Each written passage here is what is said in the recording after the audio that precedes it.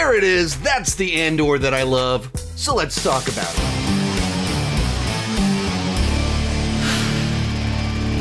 Hi, my name is Sean, and I love to talk about movies and TV way too much. With that in mind, go ahead and join me down below in the comment section.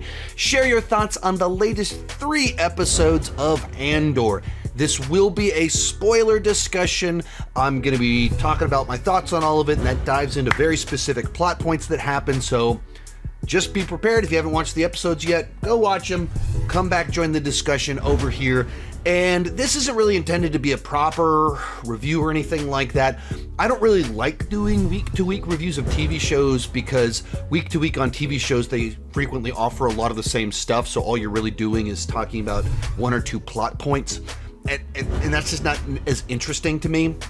But in this case, I had a lot that I wanted to talk about with last night's episodes of Andor in contrast to the first 6 episodes of the season. So let's get to it. And if you didn't see my review of the first 6 episodes of Andor this season, essentially what I said is it's a tremendous production, incredible production design, amazing costumes, such intricate characters, and we're using all of this production and this writing quality to tell what I felt were not very interesting stories. Or specifically, with the nature of Andor this season, they're choosing to do these 3-episode arcs followed by a time jump. So we're looking at just one little thing that he did every year, sort of like that. Was this one thing that Mon Mothma did? And when you do that, all of a sudden it puts an extra weight on each of these arcs.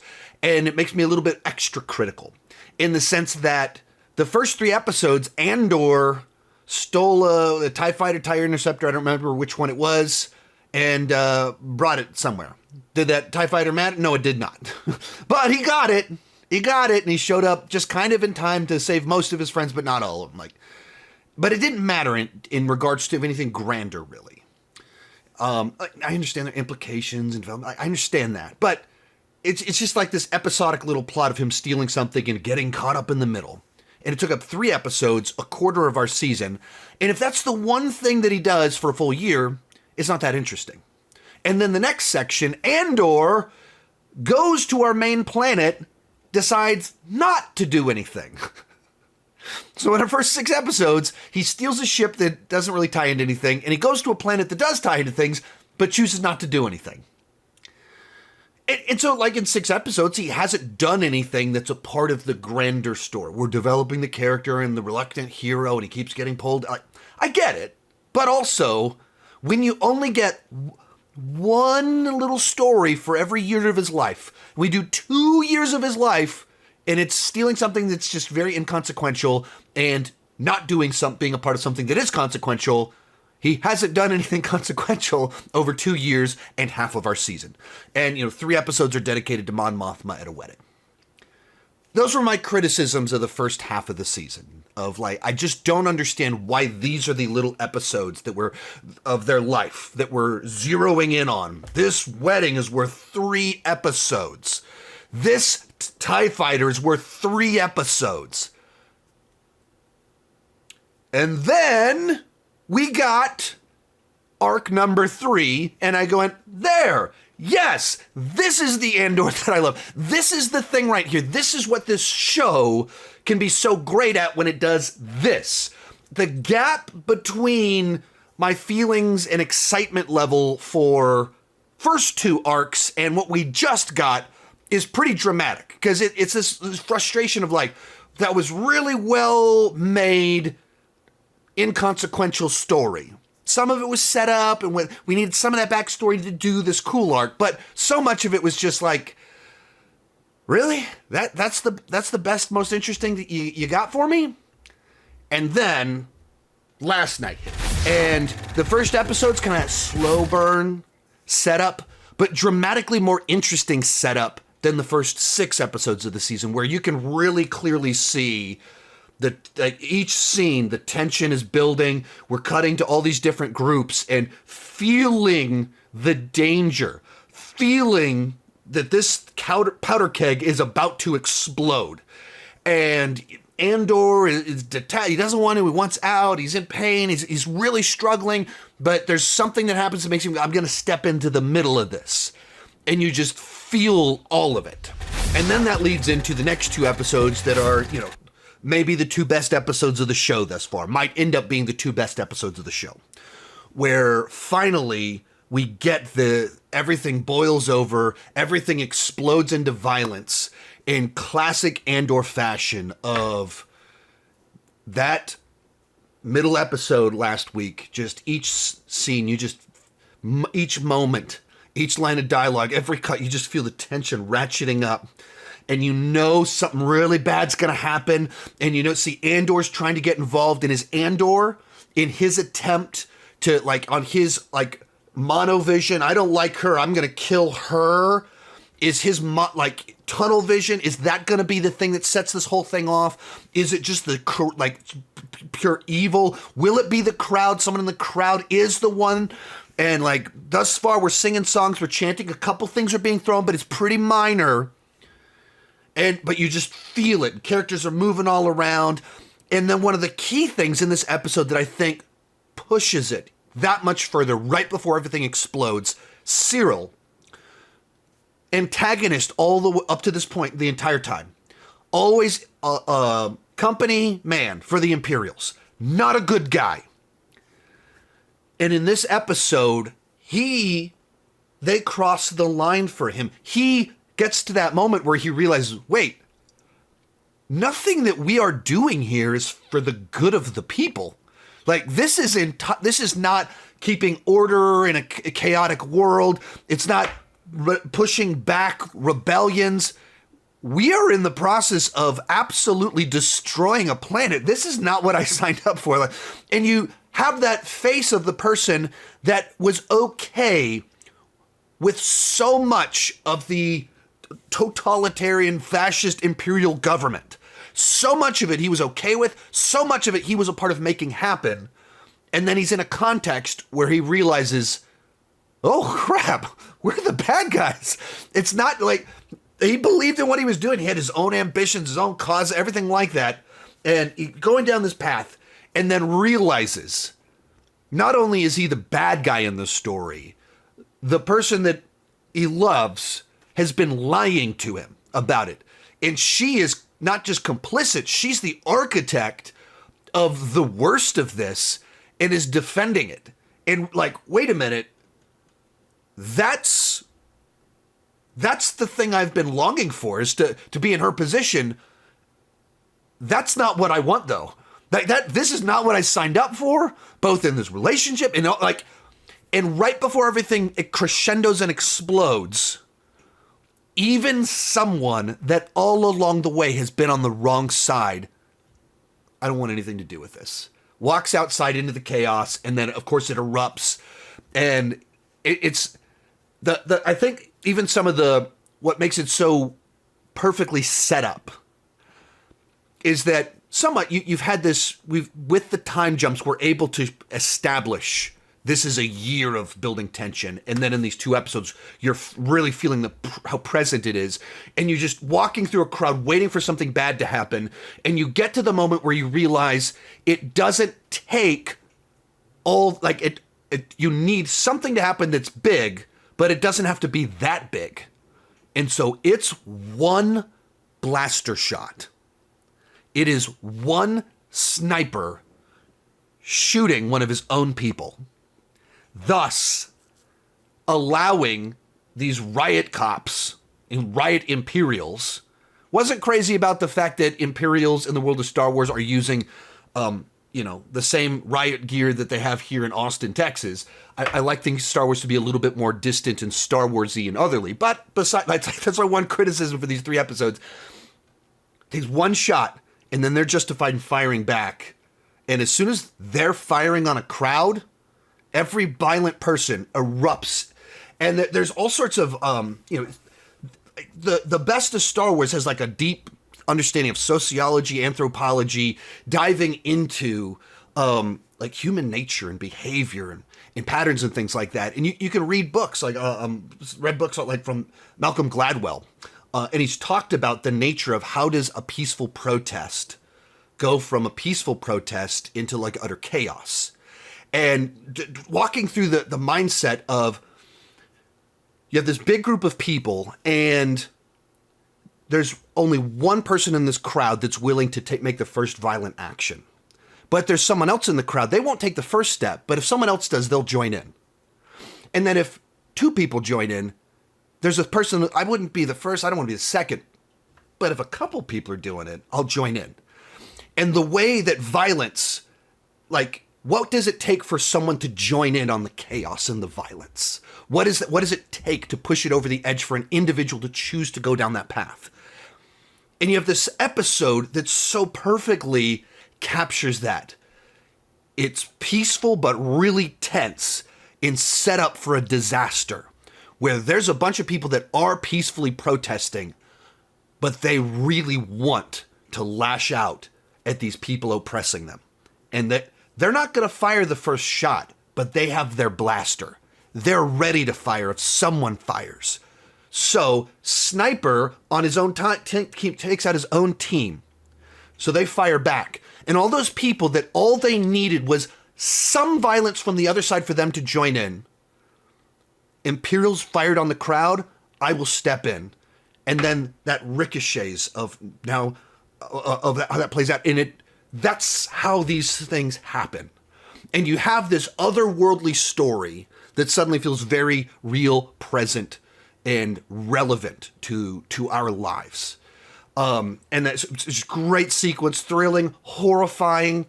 And then the other one in here that's just so powerful is that you have Cyril, who has basically switched sides, and you're almost wondering, like, you're thinking, is he going to go to the other side and tell them, like, no, they are sending mining equipment, it's everything that you, like, is he about to go unleash everything and switch sides? Is that what the story we're about to tell? And it might have been, except he saw Andor, the person that has driven the last 3-4 years of his life, the person that has caused him so much trouble and agony, and he sees him, and despite the fact that everything else going on around them, and this is kind of true of both of them. Both of them have their own tunnel vision. They are we're in the middle of a planetary a chaos. Planetary riots are breaking out, which is the example, the microcosm of what's going on in the entire Imperial Galactic Empire. This is the picture of it. They're in the middle of that, but as individuals, our personal story can cut through that. So with all the chaos, Andor's trying to snipe Cyril's lady friend. Almost does it, but Cyril, who himself is connecting with the local story. But in this moment, he sees the person that has just caused so much pain and difficulty for him, gets into a fight, and they're battling, and us as the audience know the tie there. And then kind of the most, perfectly final moments. There's a pause. Andor is about to go down. It got blasters aimed at him. And he goes, "Who are you?" To Cyril, this person has defined his life. And Andor has no clue who he is. Cassian has no clue who he is. Doesn't know who this guy, why he cares. Why are you so personally coming after me in all of this? Who are you? And then gets shot in the head. It's actually reminiscent of a great line in a movie that's generally speaking regarded as not very good at all. Street Fighter, the Jean-Claude Van Damme movie, where Chun-Li is on revenge against Bison. That's her lifelong mission, to avenge her father because of Bison. She gets to him and is fighting him. And she gives this lecture on how she's going to get revenge. And he just goes, "I don't even know who you are. To you, it was the most important day of your life. To me, it was Tuesday." It's a great line in the middle of a not so great movie. And that they did that. They did that to Cyril, even kind of making the point of how pathetic he's always been. And he's nothing. And how much of the Empire is nothing people with just little mini vendettas. And then he dies. But you just have this, of course, in the middle, other one in there, K2SO is introduced. And as soon as the one that started killing people was like very specifically running down, wiping people out, it's like, that's going to be our guy right there. That's going to be our friendly robot in the near future. And it was, but this is a great episode of television. And then we get episode 9, the third episode of our arc. And traditionally with our arcs, they have like a 2 or 3 episode slow burn, and then the crescendo, the big explosive one, is the third one. This time we do big explosive in number 2, and then we keep the tension going, but in a very different sense, in a very different way, in our episode 9, where a lot of people died on our planet, and you start to see, I mean, you saw it in the previous episode as well, but you really start to see the way the Empire is using the media to control the narrative, and like really building into these ideas that are very uncomfortable because they start touching a little bit too close to home in the way that news shapes our reality and lies to us and things like that. And you're just watching it, and how politicians can't be trusted. It starts getting really close to home, but we're coming out of a lot of people died. And the rebellion, the ones in secret, the one on the actual team, we've reached that point to where you have to take some sort of stand. You've got to do something. You can't let that just go unanswered. You can't just let the lies spread. But what do you do? And so we're even kind of playing through our different people that are present.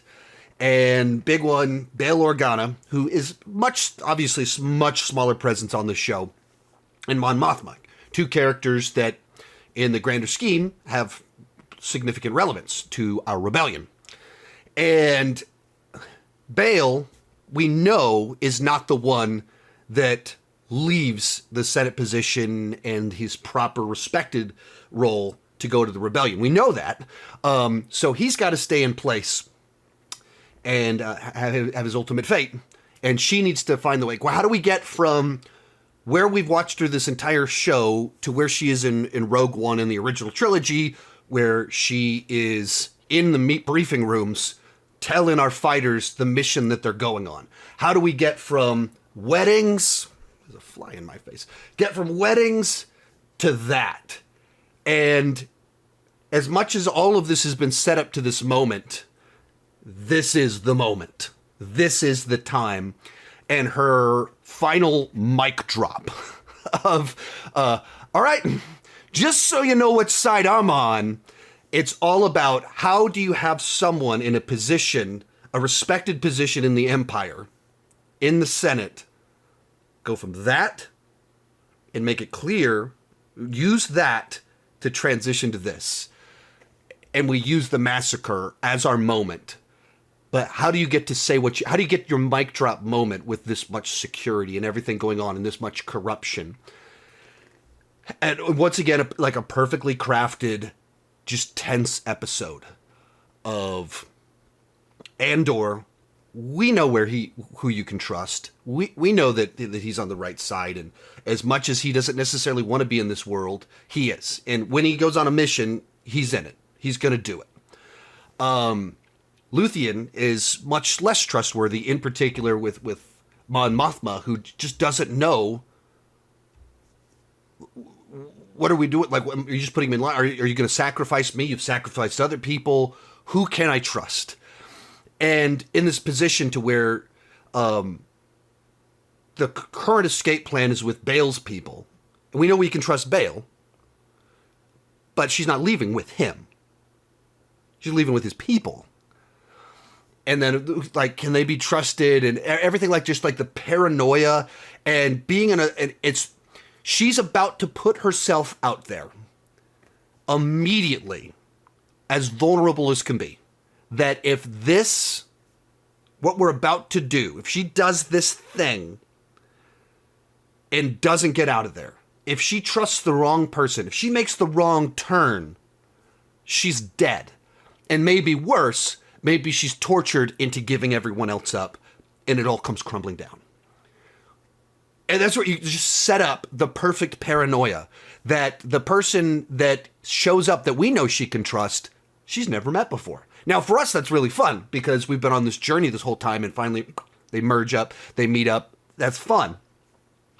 But for her, she is just another one of these people that maybe she shouldn't trust, or is Luthian, and you just don't know which way you can turn and what's going to happen with all of it.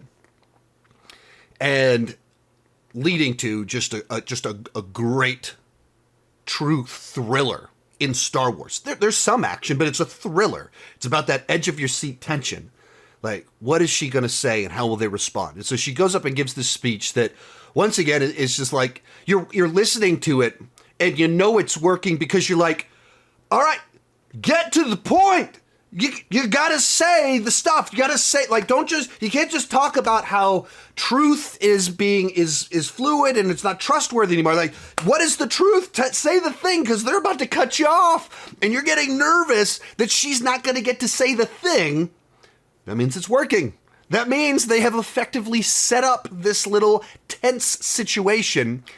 And once again, where it starts like that, the uncomfortability of the relatability of it all, of her speech about government living in a post-truth era, an era where media's lying to you, politicians are lying to you.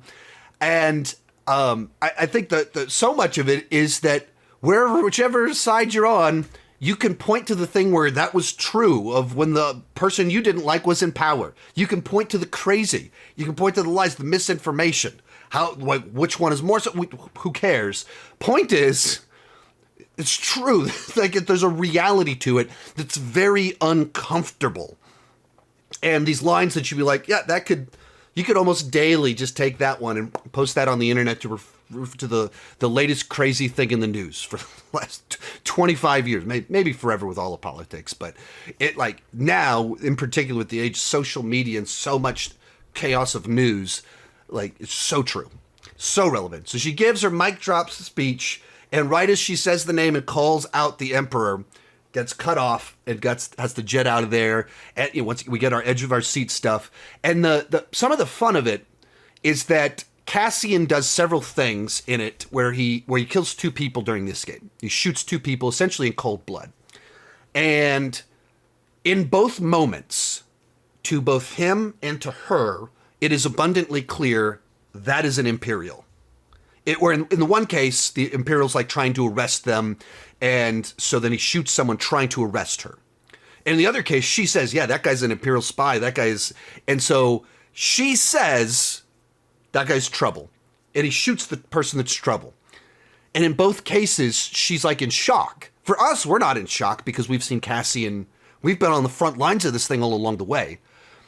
And her, as much as she's been so pivotal in making things happen, spreading of information, of getting funding for the rebellion, she has not watched people getting shot in front of her. She has not had to get her hands dirty. She's been, from a distance, pretending to live in a normal, happy empire, knowing bad things are happening, but so distant from the actual grossness of it, the actual reality of a rebellion that plays out like terrorism. And I guess guess in a sense, terrorism is a matter of perspective. So the rebellion is terrorist to the Empire. The Empire just happens to be, well, super evil. And that's the mechanism that you have. And she sees it in front of her. She was told, you're going to be betrayed. People show up. And the betrayal moment happens. She's about to be arrested. It's the exact thing she was warned about. It's about to crumble down. And the Cassian, the person that has been sent, I will protect you, takes the person out. And she has a moment where, like, she is not prepared to actually accept, oh yeah, that's what this really is. Like, people are going to die. Like, that wasn't an innocent person. That was a person on the side of the Empire trying to squash the rebellion in order to perpetuate the genocide that you just gave a speech about. But in the moment, it's just a person in front of me died. And she's not ready to process that, or she's processing that in the moment. and it's as difficult as it should be to watch someone die. Like, that's to me, like, how much I'm invested and excited about these 3 episodes versus the first 3. I was like, cool, serious, mature Star Wars versus, like, great television, great Star Wars. Like, this is the thing that when Andor does this, it's so special, it's so good, that was missing from the first 6 episodes of the season. So they get out of there and even start getting into the morale boost, the little tricks of the importance of Mon Mothma, of like, Cassian's not even the one that delivers her. He gets her out of there, but they've got this whole other thing. She's going to give a speech, and then the Gold Squadron's going to bring her in, and all this stuff. Person that was like the actual one that made it happen is Cassian. And there's a little pause. She pauses for a moment as she realizes, like, this guy that's been in the middle of all of this just saved me. And she's like, I don't even know how to say thank you for what you just did. Like, realizing, like, I would be dead. I would be being tortured right now. The rebellion might be crumbling, except this guy stepped in and was willing to cross the lines I haven't been willing to cross yet. And he killed people. I don't even know how to thank someone that would put their life in the line and morally put themselves in that position. It's just make it worth it. Like, which is kind of, I think, Cassian's like whole thing in all of this is that, like, he's not the guy that's just looking to have the be a part of it. He's been fighting it all along, and he's felt so much pain, struggle, imprisonment, moral compromise. Is all of this worth it? Are we doing this for nothing?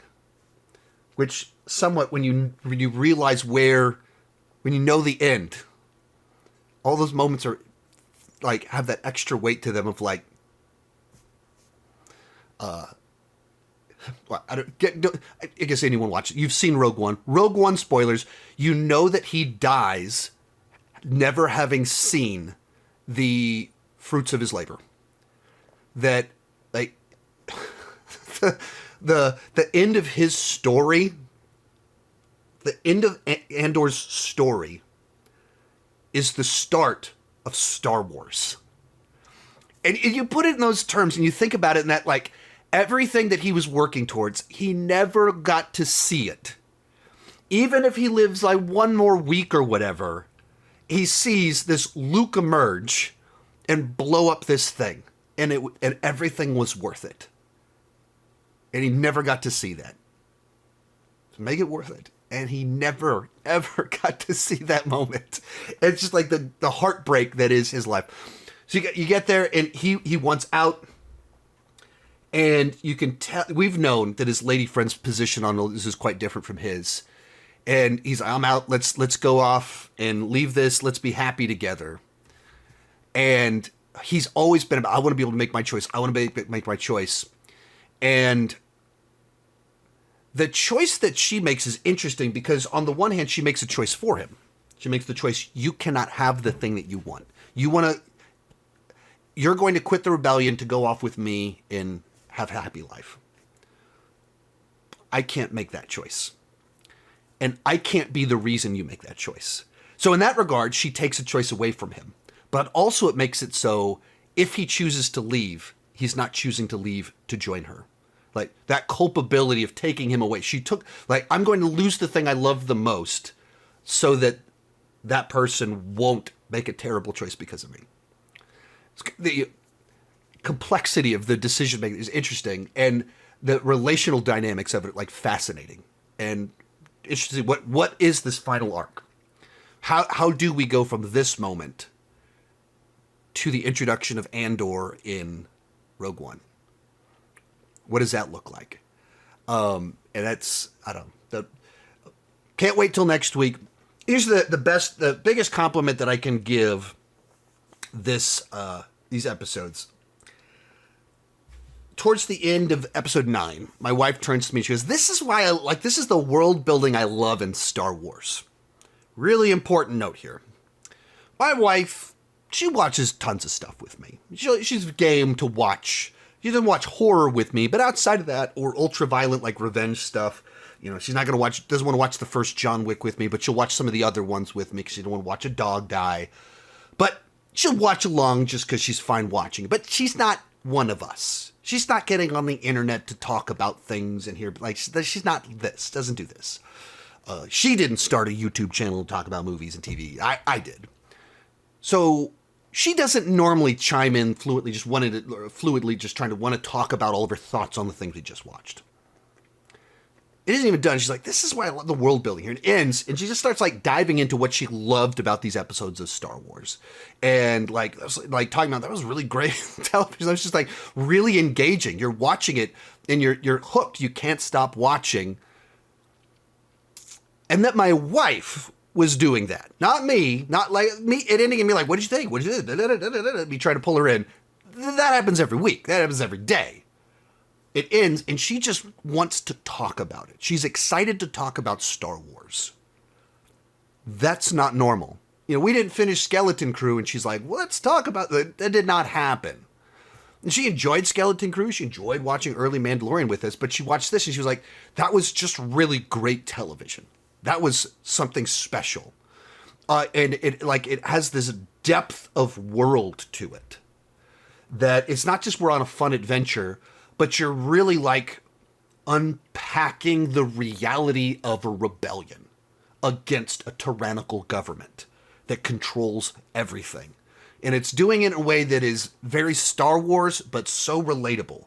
And it's so many great little moments. And it in the good way, built bridges from the foreign to the familiar in a compelling way that was thrilling, exciting, entertaining, and insightful. That's when you've done your Star Wars right. Thus, loved it. All right, let me know your thoughts down below. I'll be back next week with my final thoughts on everything to close out the season and I guess this series in general. And keep talking movies and TV too much.